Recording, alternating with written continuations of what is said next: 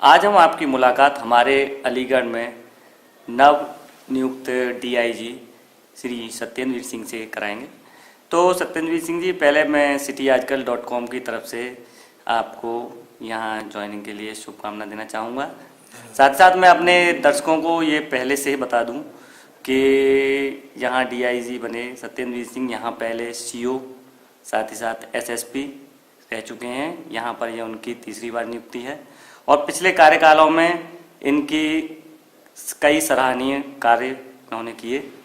तो मैं सत्येंद्र सिंह जी, मैं आपसे एक बात पूछना चाहता हूँ कि तीसरी बार जब आप यहाँ पर कार्यभार ग्रहण करने आए हैं तो आप पिछले 2 जो कार्यकाल रहे आपके, उनसे क्या अलग करना चाहते हैं इस बार? उनसे अलग कुछ नहीं करना चाहता मैं। मेरा उद्देश्य केवल यही है कि जो भी जनता मुझसे मिलती है, जो भी जनता की समस्याएं हैं, उनका मैं अधिक से अधिक निराकरण कर सकूं। ज़रूरी नहीं है मैं किसी को 100% रिलीफ दे सकूं, लेकिन जितना मैं सक्षम हूं देने में, उतना मुझे देना चाहिए। यही मेरे जो मातहत हैं, मेरे जो सबॉर्डिनेट्स हैं, मेरे जो साथी हैं, मेरे साथ काम करने वाले पुलिस के अधिकारी कर्मचारी हैं, मैं उनसे भी यही अपेक्षा करता हूं कि वो जनता की अधिक से अधिक बात सुने और जनता को अधिक से अधिक रिलीफ दे। गुंडे बदमाशों में पुलिस का खौफ हो, पुलिस का डर हो, कानून का डर हो, यही मेरी अपने लोगों से अपेक्षा है और यही मेरा अपना मोटो भी है।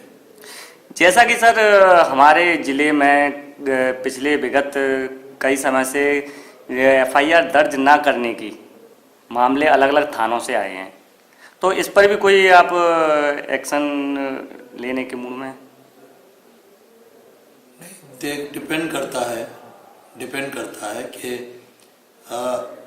कई बार ऐसा होता है कि एफआईआर में किसी ऐसे व्यक्ति का नाम होता है जिसके खिलाफ एफआईआर लिखने में हमारे अधिकारी कर्मचारी थोड़ा सा हिचकिचाते हैं। माननीय उच्चतम न्यायालय का भी ये कहना है, कई बार एफआईआर केवल एक व्यक्ति विशेष को या केवल किसी सम्मानित व्यक्ति को बदनाम करने के लिए लिखाई जाती है। तो यदि अगर कोई ऐसी बात है और उसमें डिले होता है तो मैं समझता हूँ कि वो डिले बिल्कुल न्यायोचित है। कई बार ऐसा होता है कि एफआईआर आई, आदमी एफआईआर के लिए जोर दे रहा है कि आप लिखिए। मैं अपेक्षा करूंगा कि अगर एफआईआर नहीं भी लिख रहे हैं हमारे अधिकारी कर्मचारी, तो कम से कम उस बात की जांच जरूर कर ले कि वो जो आदमी लिख के दे रहा है, जो पीड़ित लिख के दे रहा है, उसमें सच्चाई कितनी है। यदि उन्हें लगता है कि सच्चाई है तो एफआईआर तुरंत होनी चाहिए। अच्छा, एक ये क्वेश्चन कि हमारे जो मंडल में अपराध का जो ग्राफ है। नहीं, मैं पहले उस बात का जवाब दे दूं। जी आपका ही मीडिया है, आपके ही न्यूज़पेपर्स हैं, आपके ही अखबार हैं जी। सब में ये लिखा है कि वो वहाँ गई थी, वहाँ से लौट रही थी हसनपुर गांव से जी, वहाँ रुकी थी। तो वहाँ वो मौजूदगी मीडिया ही बता रहा है। वहाँ वो मीडिया से बिलोंग करते हैं। जी। आप मेरे से सवाल कर रहे हैं। जी, वहाँ वो ग्रामीणों को सांत्वना देने के लिए कुछ भी करने गई थी, वो थी वहाँ। हाँ जी, ये बात तो मैं कह रहा हूँ। अच्छा, तो अब ये जो हमारे मंडल में जो ग्राफ है, चाहे वह गिर रहा है या सुधर रहा है, तो आप मतलब ग्राफ को सुधारने के लिए क्या एक्शन प्लान लेकर के आए हैं? एक्शन प्लान में जो भी पुलिस रिकॉर्ड में चिन्हित अपराधी हैं, उनके खिलाफ लगातार कार्रवाई होती रहे। अपराधी को अगर पुलिस बैठने का, सुस्ताने का, कोई प्लान तैयार करने का मौका देगी तो वो अपराध कर जाएगा, पुलिस हाथ मलती रह जाएगी। अगर आगे बढ़ के पुलिस उनको रिलैक्स नहीं होने देगी, अपराधी को सोचने समझने का मौका नहीं देगी, उनको दौड़ाती, भगाती, टोकती, तलाशती रहेगी, तो अपराधी अपराध नहीं कर पाएगा।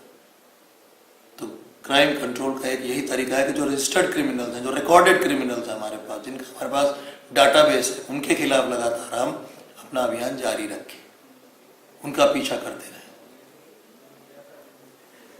और जो पुराने केसेस हैं, जो अनवर्कड आउट केसेस हैं, जो अभी केसेस वर्कआउट नहीं हुए, उसमें स्पेशल टीम लगा करके कोशिश ये करे कि उनको भी वर्कआउट किया जाए। कोई भी केस ठंडे बस्ते में ना डाला जाए। समय जरूर लग सकता है, बहुत पेचीदा केसेस होते हैं। कोई केस ऐसा होता है जिसमें आपने 2 दिन मेहनत करी, आपको नतीजा मिल गया। कोई केस है जिसमें आप 6 दिन लगे रहे, आपको नतीजा नहीं, 2 महीने लगे रहे, नहीं नतीजा नहीं मिला। तो इस तरह के जो केसेस हैं उसमें स्पेशल टीम्स लगा करके उनको भी वर्कआउट करने की आवश्यकता है। डीआई सर, आप यहाँ पर पिछले 2 बार भी यहाँ अधिकारी बतौर रहे हैं, तो आप अन्य जिलों से अलीगढ़ के अगर जनता को अगर देखा जाए तो अन्य जिलों से अलीगढ़ की जनता को आप बेहतर मानते हैं या किस तरीके का अनुभव रहा है? नहीं, जनता जनता होती है, जनता सब जगह की अच्छी है। जनता आपके अच्छे कामों में आपकी तारीफ करती है, आपके बुरे कामों में, आपकी लापरवाही में या आपके और अगर आप किसी चीज़ को नेगलेक्ट कर रहे हैं तो उसमें आपको क्रिटिसिज्म भी झेलना पड़ता है, आपकी बुराई भी करती है। मेरा ये मानना है कभी कहीं कोई केस हो जाता है, खराब होता है, तो पुलिस की मुर्दाबाद भी होती है, पुलिस को खराब भी बताया जाता है, लेकिन उससे ज़्यादा एप्रिसिएशन पुलिस को तब मिलता है जब पुलिस उस केस को वर्कआउट कर देती है। तो जनता अच्छी बुरी नहीं होती है, कोई एक्शन इस तरह का हो जाता है उनके पार्ट पे, किसी के साथ कुछ बुरा हुआ, किसी का नुकसान हुआ, किसी के घर पे लूट डकैती हुई, किसी का मर्डर, कुछ निश्चित रूप से उसमें आक्रोश उत्पन्न होगा, वो आक्रोशित होंगे। तो पुलिस को चाहिए कि उस समय थोड़ा सा ठंडे दिमाग से काम ले, उस आक्रोश को शांत करे और जितनी जल्दी हो सके उस घटना को वर्कआउट करे। फिर वही परिवार, वही लोग, वही व्यक्ति, वही मोहल्ले वाले जो पुलिस को खराब बता रहे हैं, वही पुलिस की तारीफ भी करते हैं। यही सर आपका मैं अंतिम क्वेश्चन आपसे पूछना चाहूँगा कि अब तक की आपकी नौकरी में वो पल आप हमें बताएं हमारे दर्शकों को जो आपको बहुत ही अधिक दिल से छू गया हो,